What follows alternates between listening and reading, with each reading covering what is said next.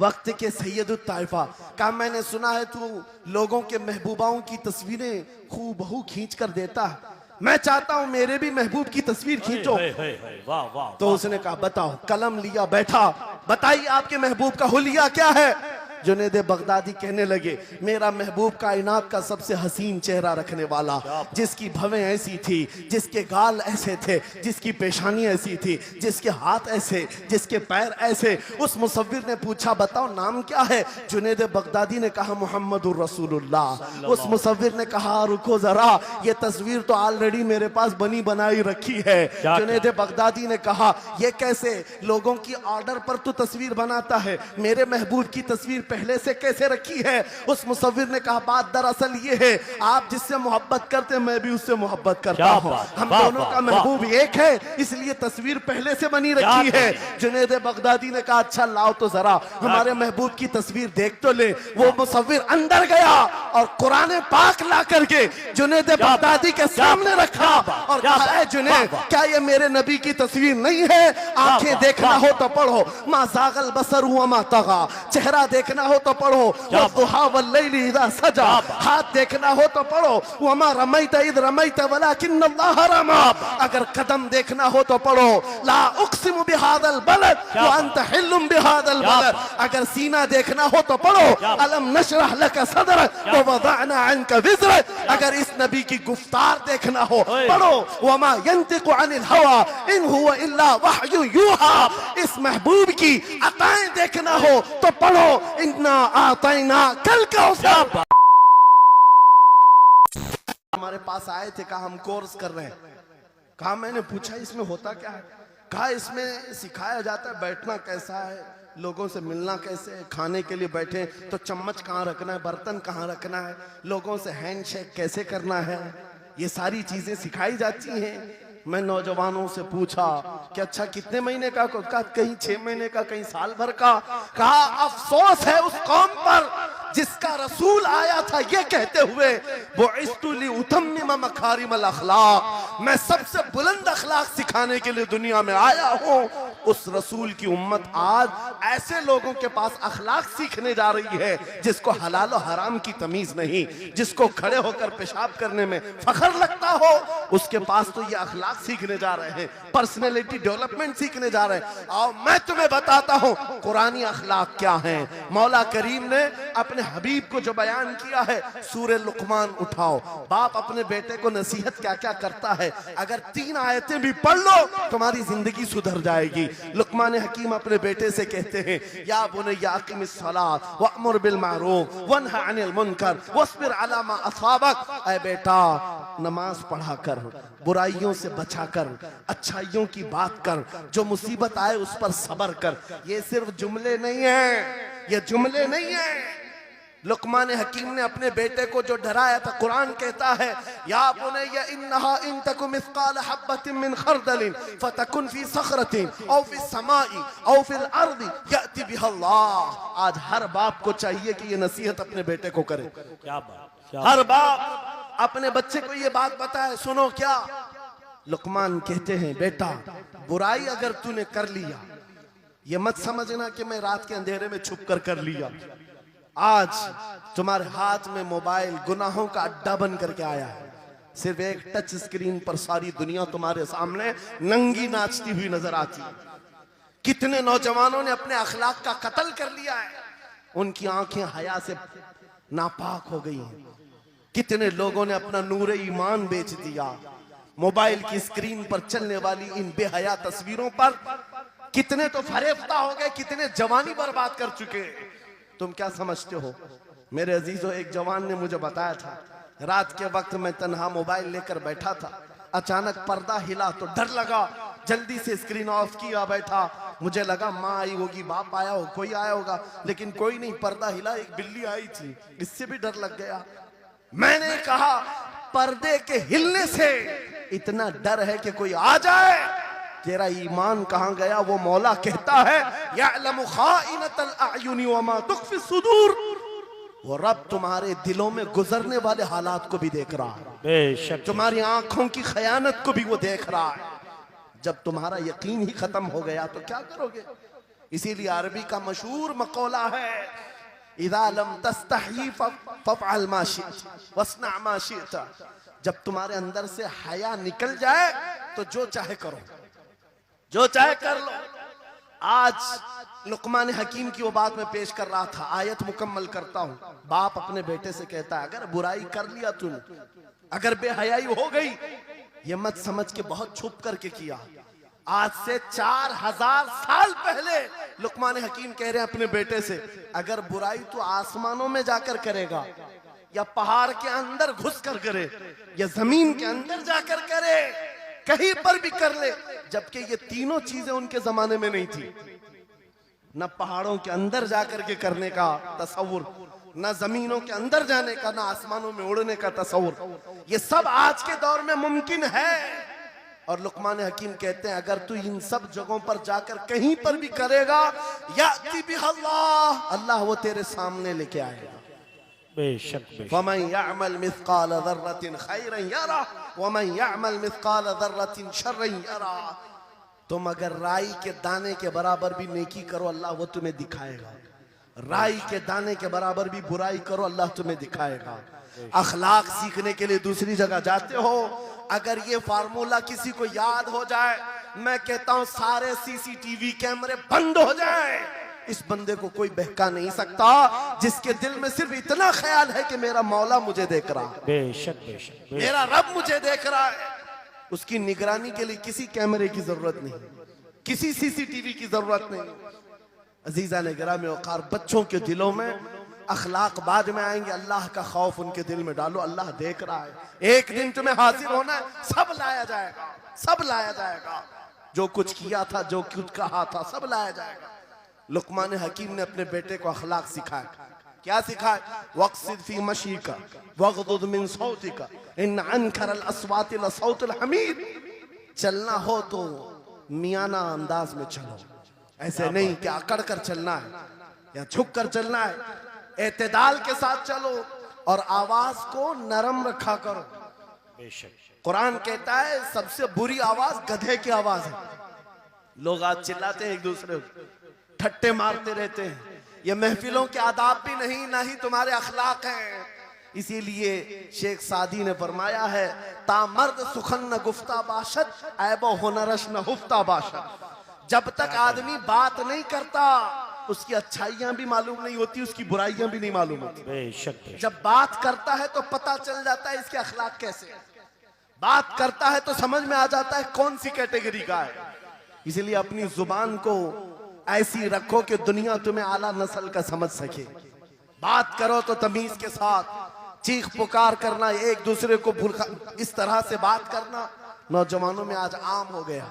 कुरान कहता है अपनी आवाजों को पस्त करो। एक और बात रब फरमाता है, वला तुसइर खद्दक लिन्नास, लोगों को से मुंह मोड़ करके बात मत करना। सामने तुम्हारे कोई खड़ा है और तुम इधर घूम करके बात कर रहे हो। ये आज फैशन हो गया है, पीछे पलट करके बात करना, इधर देख करके उसको बात करना। लोग ये समझते हैं फैशन है। मेरा मौला फरमा रहा है ये अखलाक से गिरी हुई हालत है। जब बात करो तो आमने सामने, लोगों से मुंह टेढ़ा करके बात ना करना। ये अखलाक कौन सिखा रहा है? ये कुरान अजीम है। तुम पर्सनालिटी डेवलपमेंट सीखने की बात कर रहे हो, तालीमात इस्लाम को छोड़कर क्या पर्सनालिटी डेवलपमेंट हासिल कर पाओ? तुम्हारे पास सब कुछ है लेकिन सीखना नहीं चाहते। आज तक नौजवानों में से मुझे कोई मिला नहीं इस तरह से कि लोग आते हैं, मुफ्ती साहब बीवी को 2 तलाक दे दिया, 3 तलाक दे दिया, अब क्या करना है, इद्दत कैसे गुजारना है? या ज्यादा से ज्यादा दारुल इफ्ता में आते हैं, मुफ्तियान कराम होंगे, झगड़े के मसाइल लेकर के आते हैं, बाप मर गए, इसको कितना मिलना है, इसको कितना मिलना है। अरे जिंदगी गुजर गई, कभी आ करके ये क्यों नहीं पूछा मेरे घर में मंगनी हो रही है, शादी हो रही, ये बताएं मेरे मुस्तफा ने कैसे शादी की? क्या बात है, क्या बात। बेशक। ये क्यों नहीं पूछा? मैं बीमार हो गया हूं, मुझे बताएं रसूलुल्लाह ने बीमारी के आलम में क्या कहने का हुक्म दिया? क्या बात। अगर तलब हो मेरे नबी के पीछे चलने की तो बंदा ढूंढ ढूंढ कर चलेगा, बेशक ढूंढ ढूंढ कर चलेगा। बेशक। हजरत इमाम अबू यूसुफ के बारे में और बाद में इमाम अहमद बिन हम्बल के बारे में कहा कि आपने कलिंगड़ खाने का बहुत शौक था, तरबूज, आप तरबूज कहते हैं, हाँ, हमारे यहाँ मुंबई में इसको कलिंगड़ कहते। और उन्होंने ये कहा कि ये सुन्नत भी है। मुझे रिवायत मिली है कि हुजूर ने भी खाया, लेकिन जिंदगी भर खाए नहीं। मुरीदीन ने पूछा कि हुजूर जब सुन्नत भी है और आपको शौक भी है, खाते क्यों नहीं? कहते हैं अब तक मैं वो तरीका ढूंढ रहा हूं कि मेरे नबी ने कितने टुकड़े करके खाए। अल्लाह अकबर, अल्लाह अकबर, वाह वाह। मुझे वो तरीका चाहिए। हुजूर के पीछे चलने वाला ढूंढ ढूंढ करके अमल करता है। और आज हमने जिंदगियां ऐसी बनाई हुई हैं कि लगता है दारुल इफ्ता मुफ्ती और उलमा सिर्फ तलाक के लिए हैं, ये इद्दत के मसले पूछने के लिए, विरासत के मसले पूछने के लिए। अरे हमें भी काम दो, हम ढूंढ ढूंढ कर तुम्हें बताएं मेरे नबी चलते कैसे थे, मेरे नबी बात कैसे करते थे, लोगों से मुसाफा कैसे करते थे, लोगों के सामने आते तो कपड़े कैसे पहनते थे, मेरे नबी की नमाजें कैसी थी, हुजूर जब दस्तरखान पर बैठते कहां से शुरू करते कहां से खत्म करते। इस काम पर भी तो उलमा को लगाया करते ताकि तुम्हें पता चलता मुझे कहीं और से अखलाक सीखने की जरूरत नहीं, दुनिया के सारे अखलाक मेरे नबी के कदमों में मौजूद है। नारे तकबीर, नारे रिसालत, फैज़ाने खानकाए बरकत, फैज़ाने खानकाए बरकत, शेरे रज़ा, शेरे रज़ा, फैज़ाने शेखुल मशाइख, नारे तकबीर, नारे रिसालत, वाह वाह। दर्स कुरान को अगर हमने न भुलाया होता, ये जमाने ने जमाना न दिखाया होता। इको बंद कर दो, इको। कुरान पाक के सिलसिले में मुझे बयान करने का हुक्म दिया गया, बस मैं वही बातें कर रहा हूं। मैं आपको अपने मौजू से जो मुताल्लिक है वो बातें अर्ज करता हूं। कुरान क्या तमीज सिखाता है। आज घर घर के अंदर जो एक बहुत बड़ी बला आई हुई है, हर तीसरा चौथा घर ये शिकायत लेकर के आता है बेटा हाथ से निकल गया, बेटी हाथ से निकल गई। माँ बाप इस बात के लिए रोज परेशान है, बेटा हाथ में नहीं आता, बेटी हाथ में नहीं आती। जहां ये जवान हुए 10वीं पास किया, ये मुंह दिखाते हैं हमको, आंख फिराते हैं हमको। फरमा बरदार बच्चों की कमी बहुत कम हो गई। गलती इन बच्चों की नहीं, उन माँ बाप की भी है। तुमने इनकी तरबियत तो खिलौनों से की है। इनकी तरबियत में तो तुम चाहते थे कि हर संडे इनको पिकनिक पर ले जाएं, बच्चा खुश हो जाएगा, इनको घुमाएंगे फिराएंगे, जो बच्चा मांगेगा सब ला कर देंगे। अरे ये 14 साल का नहीं हुआ, हाथ में मोबाइल भी पकड़ा दिया, सब कुछ कर दिया बच्चे के लिए। और अब बाप ये सोचता है ये 16 साल का हो जाए तो मेरी बात मानना चाहिए। एक बात याद रखो, जमीन में अदरक बो करके गन्ना आने की उम्मीद मत रखना। बेशक बेशक, जो बोते हो वही फसल आती है। मेरे नबी ने फरमाया अल्लिमु औलादकुम सलासा खिसालिन, हुब्ब नबीकुम व हुब्ब अहली बैतिही व तिलावतल कुरानिल करीम। मेरे आका की हदीस है, हुजूर फरमाते हैं अपनी औलाद को सबसे पहले 3 बातें सिखाओ, 3 बातें सिखाओ। क्या है? नंबर 1 अपने नबी की मोहब्बत सिखाओ। बेशक, सुभान अल्लाह। क्या होगा इससे? तुम जिस बात के लिए आज परेशान हो ना, 16 साल के बाद मेरा बच्चा मेरा फरमाबरदार बने, याद रखो तुम अगर इस बच्चे को नबी की मोहब्बत डालो, 16 साल नहीं तुम्हारा बेटा 60 साल का होगा, तब भी सर झुकाकर तुम्हारे साथ खड़ा रहे। क्या बात, बेशक बेशक। तुम उसके दिल में अल्लाह रसूल की मोहब्बत डालो, अल्लाह तुम्हारी मोहब्बत उसके दिल में डाले। बेशक बेशक, ये रिटर्न दिया जाता है। नंबर 1 अपने नबी की मोहब्बत, नंबर 2 रसूल पाक के अहले बैत की मोहब्बत। मेरे आका फरमाते हैं बच्चों को सिखाओ। तीसरी चीज कुरान की तिलावत। ये 3 चीजें सिखाओ सबसे पहले बच्चों को। लेकिन इन 3 चीजों से तो हम बच्चों को छोड़ ही चुके। सबसे पहली चीज जो सिखानी थी वो अपने नबी की मोहब्बत। अजीजा ने गिरामी वखार, आज घर घर के अंदर ये जो मुसीबतें आई हैं, माँ बाप की नहीं सुनता। माँ बाप अगर जवान लोग अभी शादी कर रहे हैं तो अभी से तय कर लो, बच्चा होगा, ये ख्वाब नहीं देखेंगे पहले इसको क्या बनाना है। तुम अगर अल्लाह उसके रसूल की मोहब्बत डालने की ख्वाब लेकर उस बच्चे की तरबियत करो, इंशाल्लाह वो डॉक्टर भी बनेगा, इंजीनियर भी बनेगा, प्रोफेसर भी बनेगा, लेकिन साथ में आशिक रसूल भी बनेगा। सुभान अल्लाह, सुभान। और जहां ये दौलत लेकर के खड़ा होगा, इश्क रसूल की दौलत लेकर खड़ा होगा, और प्रोफेसर भी हो जाए, डॉक्टर भी हो जाए, कुछ भी हो जाए, देखो मशाइख मार रहा, जिनके वालिदैन ने उनकी तरबियत की, उनको दुनियावी उलूम का माहिर तो बनाया है, क्या बात। लेकिन आज तक आपने देखा कॉलेज में पढ़ाने वाला प्रोफेसर लाखों मुरीदीन की दस्तगीरी भी कर रहा हो बेशक। और उनकी शरीयत और तरीकत को बयान भी करता हो। बेशक। नारे तकबीर, नारे रिसालत, फैज़ाने हसनुल उलमा, फैज़ाने हसनुल उलमा, तालीम नारे इस्लाम तकबीर। कॉन्फ्रेंस के लिए, वाह वाह वाह। तालीमात इस्लाम के लिए ये घराना आइडियल है।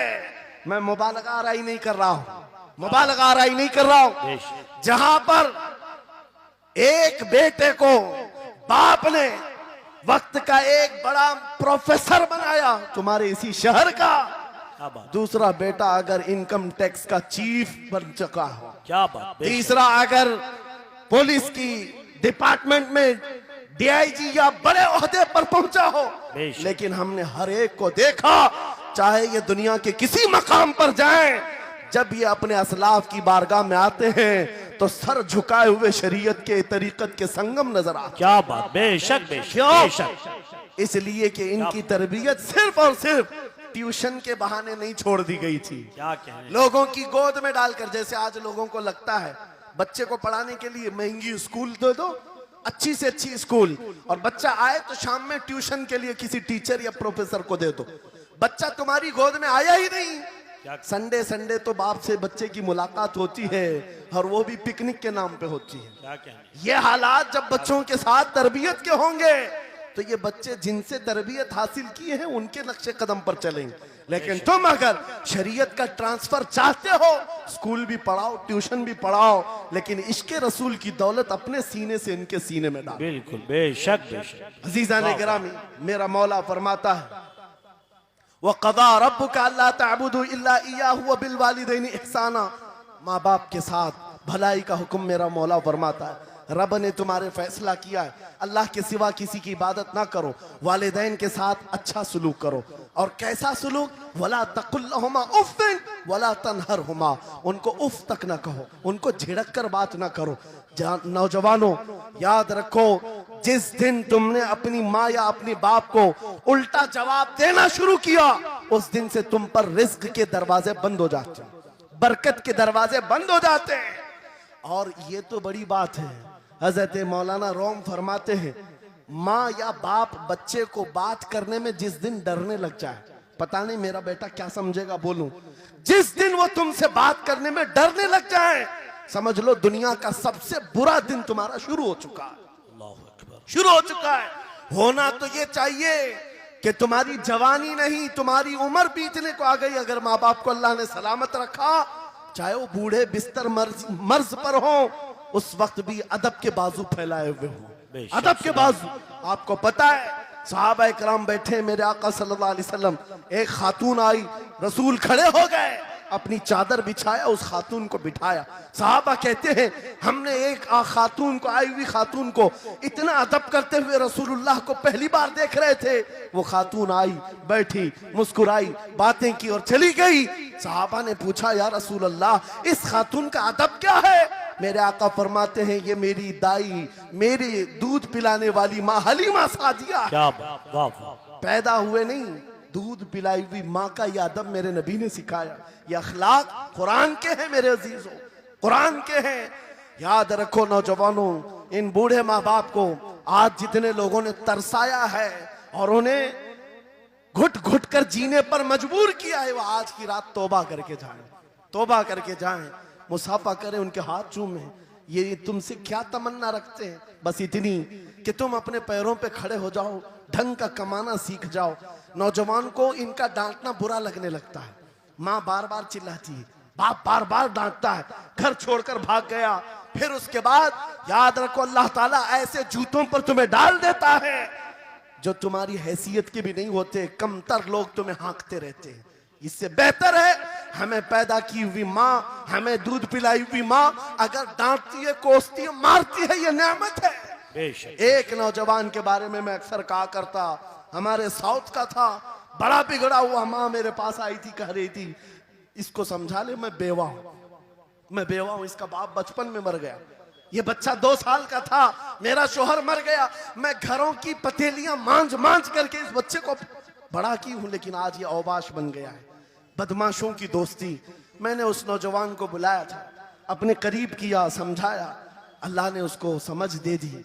वो लड़का थोड़ा बहुत सीधे रास्ते पर आया और बेंगलुरु गया था कमाने के लिए।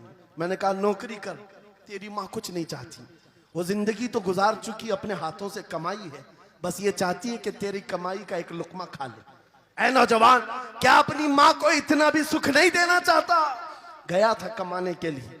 मेरे अजीजों, आज भी वो मौजूद है, आज भी है। वो कमाया, महीना भर गुजरा था या 2 महीने ही, अपनी तनख्वाह लेकर के वतन वापस आया। अपने घर के पास जिस दिन वो पहुंचा था, घर के बाहर बहुत भीड़ जमी थी। लोगों से पूछा उसने तो पता चला उसकी माँ आज ही सुबह इंतकाल की। अल्लाहु अकबर। वो पैसों की गड्डी ला करके जो कमाया था 1 महीने 2 महीने की तनख्वाह माँ के कदमों में रख दिया। बहुत रोया। ये बात मैं तकरीरों में इसलिए कहता हूँ, उसने कई बार कहा मुफ्ती साहब नौजवानों को सिर्फ इतनी बात कहें, मैं इस अजाब में रोज मरता हूँ। मेरी माँ जिंदगी भर लोगों के जूठे मांझ करके मुझे खिलाती रही और मैं एक लुकमा मेरी माँ को खिला न सका। जिस दिन मैं लाया था पैसे, ये तो दुनिया से चल पड़ी। मुझे आज रोज इस बात का गम सताता है। आप नौजवानों से खिताब करते हैं, कम से कम इनसे कह दें कि तुम्हारे माँ बाप जिंदा हैं, होश में आ जाओ, अपने हाथों से उनको खिला तो सको, उनके हाथ पकड़कर चला तो सको। इसलिए कि दुनिया की अजीम नियामत है, जिसका बाप जिंदा है, जिसकी माँ जिंदा है, उसके हक में वो दुआ कर लें। मेरे आका फरमाते हैं नबियों की दुआ उम्मत के बराबर जो होती है, वो बाप की दुआ बेटे के बराबर होती है। आज मैं गुफ्तगू समेटता हूँ, खत्म कर देता हूँ, इसलिए कि अखलाक इस्लाम बहुत वसी मौजू है, बहुत वसी मौजू है। लेकिन आपके लिए सिर्फ इतनी बात काफी है कि कुरान को छोड़ करके अगर दूसरी जगह सीखने जाओगे तो मारे मारे फिरोगे। आज वापस आ जाओ उसी कुरान पर जिसको मेरे आका ने हमारे उरूज का जरिया बनाया है, हमारी तरक्की का रास्ता बनाया है। जानते हो, जब दुनिया के पास पार्लियामेंट नहीं थी, चलाने के लिए उसूल नहीं थे, पूरी दुनिया को कुरान ने उसूल बताए हैं, कानून बताए हैं। इस एक कुरान से फिक़ह हनफी मिला, फिक़ह शाफ़ई मिला, फिक़ह हम्बली मिला, फिक़ह मालिकी मिला। ये तो 4 मैंने नमूने बताए, 1-2 नहीं, 18 फिक़ह की तदवीना पूरी दुनिया में मौजूद है। इस कुरान पर लिखी जाने वाली तफसीरों की तादाद पूरी दुनिया की किताबों से सबसे ज्यादा है। 700 तफसीरों के नाम मेरे पास मौजूद हैं। हर तरह से अलग अलग तफसीर की गई है, दुनिया की मुख्तलिफ जुबानों में इसके तर्जुमे किए गए। वो एक कुरान ऐसा है जो आज भी बबांगे दुहल पूरी दुनिया को चैलेंज कर रहा है। अगर तुम अल्लाह की बात को झूठा मानते हो, कुरान की तरह एक आयत ला करके बता दो, एक सूरत ला करके बना दो। आज दुनिया तरक्की बहुत कर चुकी होगी, टेक्नोलॉजी पर ये पाबंदे सलासिल कर चुकी और चांद पर कमंदे डाल चुकी, सूरज की शुआओं को कैद करके करंट बना दिया हो, सयाल मादे से दुनिया ने केमिकल बना दिया, सब बना दिया। लेकिन एक बात तय है, पूरे इंसान मिल जाएं, पूरे जिन्नात मिल जाएं, मेरा मौला फरमाता फिर भी वो कुरान के मिसल नहीं ला सकते। बेशक बेशक, वाह, कुरान के मिसल नहीं ला सकते। ये मौजज़ा तुम्हारे पास है, ये मौजज़ा तुम्हारे पास है, दुनिया के पास ये दौलत नहीं। उठो वगरना हश्र न होगा फिर कभी, दौड़ो के जमाना चाल अपनी चल गया।